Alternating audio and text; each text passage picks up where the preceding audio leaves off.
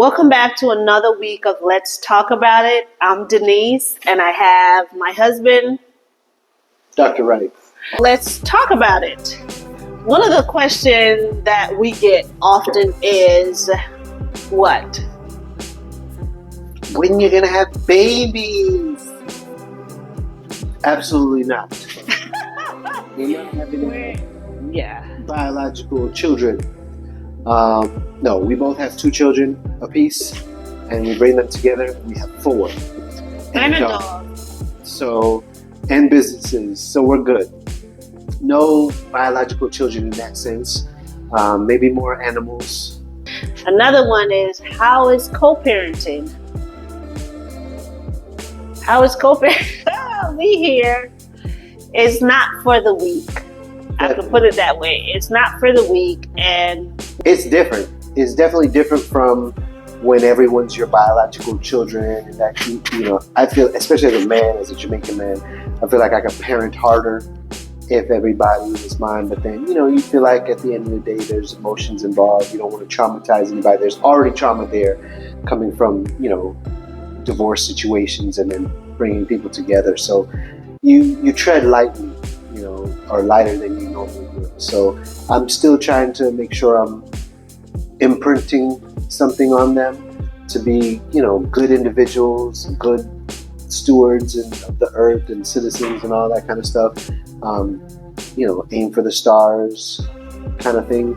But at the end of the day, whereas if I see them step over something or not take out the garbage on time or tidy up their rooms the way it should be, or dishes in the sink and you left something, or the way I was brought up, it was a lot more stern, and we didn't get away with as much as what we let the kids get away with these days. And I think that's probably just parenting in general nowadays overall, but no. Definitely in our situation more so.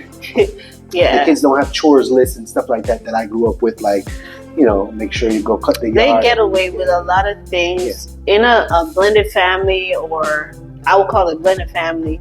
The kids get away with a lot of things more than just a traditional marriage, because you don't want them feeling like, when I'm by my dad or by my mom, it's different. I don't have to do this or I don't have to do that. So I would say they get away with a lot more. Murder. Murder is what we would say in Jamaica. Let me get away with murder. So definitely a lot more. So with the entrepreneurship, the trucking, how is that? How is the rentals and all those stuff? Everything is still there.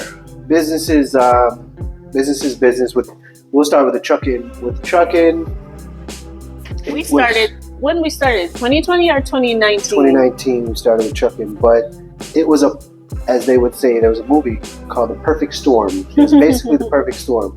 We had the freight rates go down, meaning what they pay you to drive around the stuff got lower for the same distance that you're normally going, and then the gas and other prices went up. So now diesel, we're paying more to move the stuff that they're trying to pay us to move, and now they're paying us less to move it, and then the drivers still want to get the same, and then trucks you're gonna get wear and tear, oil changes, breakdowns, that kind of stuff. Insurance, nobody was going down, everybody was going up, inflation and all that. So financially, when you look at your numbers, you got to know when to hold them and when to fold them, and we held it and put them in a holding pattern. It's cheaper to park our trucks and trailers than to actually have them out there driving at a loss. So the good thing is we still have those assets, and they parked up at undisclosed locations. But when we're ready to roll, we're always checking the temperature. Just the other day we were looking, we always drive by our trucks and stuff to make sure everything's good. We were just looking at rates to see what makes sense to pull the trigger. And then when people are a variable, it is always difficult, because again, if we had excellent drivers, all of a team of excellent drivers, it would have been a different story. But we had not at the same time. That's the thing. We've been blessed to have some good drivers, but they're all at different times when you have all your equipment. Had we had 3-4 drivers all at the same time in our trucks Good moving, drivers. it would be a no-brainer. But if you have, 2-3 knuckleheads and one good one, everybody's trying to balance out, or one's always got something going on or something like that, or so again, financially, it just made more sense to park it in the interim. Like he said, we don't have truck payments, which is wonderful.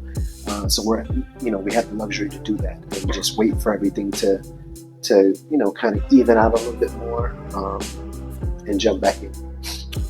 The cars, we had rentals in luxury cars and economy cars. How are those doing? How we doing? We have cars. We have properties with Airbnb and stuff. We did rental arbitrage even with like the Airbnb, so we were able to downsize a lot of that, especially here in Atlanta. Everybody likes to move here, so the prices went up. And again, everybody got in the game. Everybody's, a guru teaching how to get into this game, that game. So it just made sense for us to go ahead and let our leases go. So we stopped a lot of our Airbnbs. We still have the furniture if we want to jump back into it, maybe in the rental space, and just do furnished units. The cars, the economy cars portion of it, we have a lot that are in the shop. Matter of fact, as we speak, some engines are getting rebuilt and, various things like that. So some of those will be hitting the streets hopefully in the next week or so here, as far as for people that do gig work, like hire car, DoorDash, those kind of things. That's where your money is. People, everybody wants the exotics and stuff like that. Yeah, those kind of pay for themselves when they rent out, but those will rent out like every week or every other weekend, something like that. So just plan for that, and we still have those. Yeah. So, that's about it with or personal stuff for right now. But, if you guys have any questions or concern or want to know anything and we can help, just drop the comment below. So we're going to go into some other questions related to relationship or, marriage, whatever you want to label it as. So you want to read that question for me? I have a question that I'm going to ask my husband to read, and then we'll voice our opinions on it. A girl asked her bae for $27.40 to get a pedicure. He gives her exact change. What does that mean? A, he's broke and she needs to find someone who will spoil her. B, he's nice. He didn't have to give her a dime. C, he's a pushover. Or D, he has a thing for gold diggers.